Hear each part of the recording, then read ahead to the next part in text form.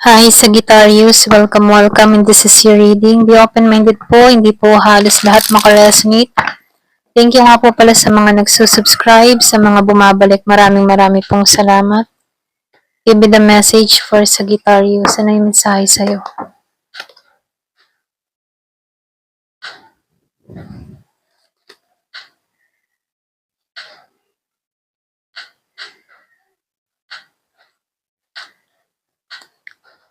So, nakikita ko dito, meron kang ma-overcome dito. Yung iba sa inyo nasa process ka ng healing.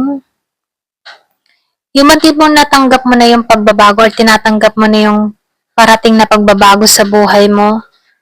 Ready to move on ka na rito. Nakikita ko din dito, yung iba sa inyo nagpatawad, pinatawad mo na rin yung mga taong may atraso sa'yo. Ganon yung energy mo. Kumbaga, nakawala ka na sa mga masasakit na karanasan mo. Natutunan mo nang patawarin yung mga taong may atraso sa'yo. So, nafe-feel ko dito na nandito ka sa kapayapaan mo. So, nakikita ko rin dito, naniniwala ka na merong magandang parating sa buhay mo. At totoo yun, merong parating talaga. Nakikita ko dito na may babalik mong muli yung dating ikaw, okay? Marirestore mo ulit muli yung sarili mo dito. So, nakikita ko rin dito, merong mga conflict na nangyari sa inyo na na-resolve na.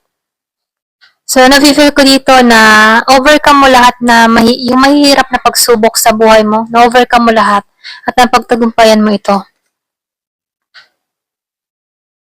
So, meron ako nakita dito na parating sa buhay mo, meron kang kadiling na cancer.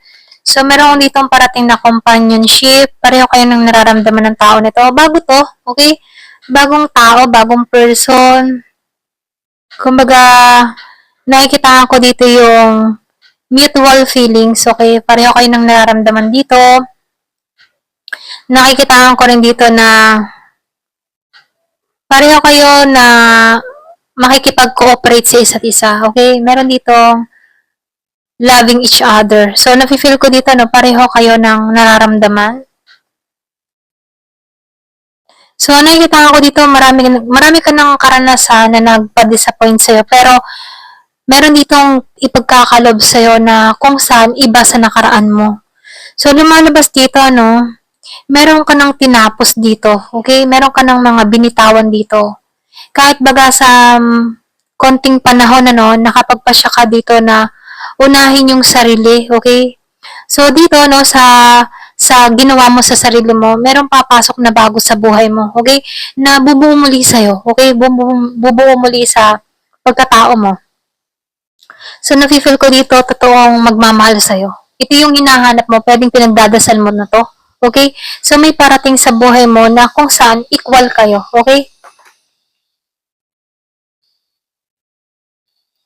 So, nakikita ko din dito, no, nakaranas ka kasi dito na dinaya, niloko, pinagkaitan. Nakikita ko dito before, meron kang karelasyon dito na nilagay ka sa third party o pwede rin merong involved na third party kung bakit naghiwalay kayo ng tao na to. Na kung bakit dito nagsimula yung chaos ng buhay mo. Dito nagsimula yung gulo, okay? So, nakikita ko dito, hindi kayo nagkaintindihan ng tao na to, no? Nag-away kayo ng tao na to. Yung iba sa inyo, meron kang kadiling dito na Leo. Okay, ito lang nakikita ko. So, itong tao nito na-impluensyahan ng iba. Kaya may pumasok dito na third party. Pwedeng sa barkada, doon niya nakilala tong tao na to. Or pwedeng may nagpakilala sa kanya. So, nakikita ko dito, merong involved or merong nakisawsaw sa relasyon niyo before, okay? Pero ganun pa man, meron ako nakikita ditong papasok na bago magmamahal sa'yo.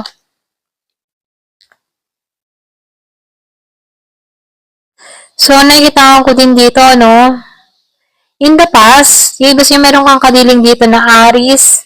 Unpredictable tong tao na to, no? Kumbaga, lack of energy or experience ng tao na to. Very controlling. Kumbaga, hindi niya iniisip yung mga sasabihin niya sa'yo. Kumbaga, diga lang ng diga. Masakit siya magsalita rito. Ito rin nakikita ko.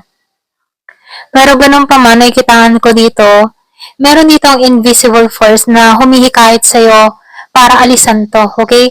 So, meron dito kang inner strength na kung saan meron kang sariling paniniwala na may pagbabago pang naghihintay sa'yo. Okay? So, meron ka ditong wisdom. So, nakikita ko dito na ibalik mo yung kumpiyansa mo, na ibalik mo yung confident mo. Kumbaga, andun yung likas mong matapang na kung saan naagaw ito before. Pero ganun pa man, unti-unti mo na itong naibabalik sa sarili mo kung bakit nagkakaroon ka ng confident muli dito. Okay? So, nakikita ko dito, before yung naranasan mong betrayal dito, ito yung nagpa-self-doubt sa sarili mo, na kung saan ikaw mismo nawalan ka ng lakas ng loob or tiwala sa sarili mo dahil sa pangyayaring ito. Pero ganun pa man, nakikita ko dito na naibalik mo muli yung sarili mo at katatagan mo kung bakit nagiging ka muling matatag dito.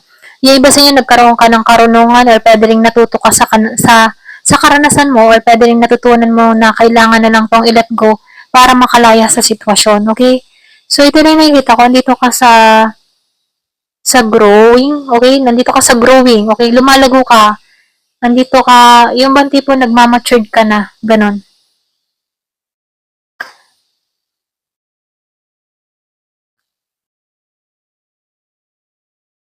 So, meron ako nakikitang delay dito,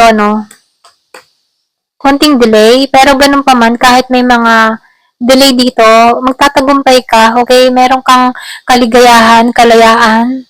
So, sinasabihan ka dito, totoo magtatagumpay ka, okay? Lumabas, yes, truth, magtatagumpay ka. So, kailangan mo lang dito maging positive, mag-focus ka sa mga dapat pagpukusan. So, nafe-feel ko dito, merong ipagkakalob sa'yo na tao na magbibigay sa'yo ng patas na relasyon na hindi mo naranasan dito sa past na relasyon, okay? Ito rin nakikita ko dito, So, meron ditong papasok sa buhay mo na cancer. Kumbaga, magiging okay na siya dito. Ganon.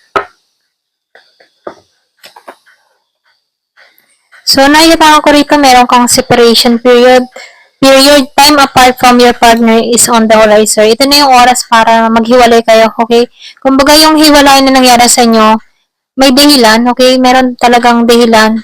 Kumbaga, ito yung paraan para makita mo muli yung sarili mo, kung paano ma-develop mo muli yung sarili mo, kung paano makapag-focus kang muli, okay, sa mga priority mo sa buhay. So, dito, finance and career, di ba? Kasasabi ko lang, para makapag-focus ka sa buhay mo, okay, sa kapirahan mo, or pwede rin sabihin sa trabaho mo. So, dito, may finance and career. So, financial issue are a factor in your love life right now. So, mas kailangan mong pagtuunan yung financial mo at career mo, okay, kaysa sa love life muna.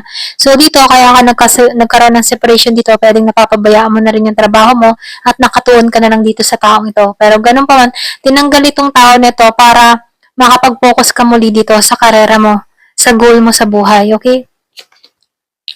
So, meron akong nakikita engagement. So, your love life is ascending to higher level of commitment. So, nakikita ko dito, meron parating talaga sa'yo na kung saan yung parating sa'yo talagang swak to, okay? Kumbaga, pang matagalang to. Pang matagalan, ganyan. Kasi naranasan mo na ditong maloko, okay? So, naranasan mo ng madaya. Meron ditong tao na nagput ng mas or nagbigay sa'yo ng pasakit dito, nagsinungaling sa'yo. Kung makikita mo, meron ditong tatlong tao, okay? So, meron ako nakikitang third party. Ayan, lumabas dito, may third party. May panlulokong ginawa, pero nakita mo tong totoo. Okay, tinanggal ng angel mo dito yung maskara dito, okay? At nakita mo lahat ng kalokohan ng ginawa sa'yo, okay? Healing family issue. So, nakikita ko dito, tinulungan ka ng family mo para maghilom ka dito. Okay? So, meron kang mga mahal sa buhay na tumulong sa'yo para maghilom ka sa nakaraan mo. Merong natauhan. You deserve love. Okay? Deserve mo mahalin, You're lovable. Kaya ito yung tatandaan mo. You are lovable. Okay? Kaya lang dito, kaya ka naloko dito, hindi lang nito nakita yung halaga mo. Pero ganun pa man, ngayon, nakikita mo na yung halaga mo, you are lovable, okay? Yun yung itatatak mo sa sarili mo. Soulmate. Soulmate ang parating na sa buhay mo, okay? True love. Yan, totoong pag-ibig. Wow. So, totoong pag-ibig na to. Yung taong nagbigay sa'yo ng panluloko dito kasi may deception dito sa Three of Cups reverse. So, nakikitaan ko dito, tinanggal ka dito, dito kayo sa separation period para makapagtuon ka sa sarili mo, okay? Sarili mong paglago bago to pumasok sa buhay mo. Merong soulmate na parating, deserve mo ang pag-ibig at true love na ang parating sa buhay mo. So, nakikitaan ko dito, sinuportahan ka ng pamilya mo para maka-moving on ka sa tao na to, okay? Ayan, ito lang yung nakikita ko. Thank you for watching. Love and peace.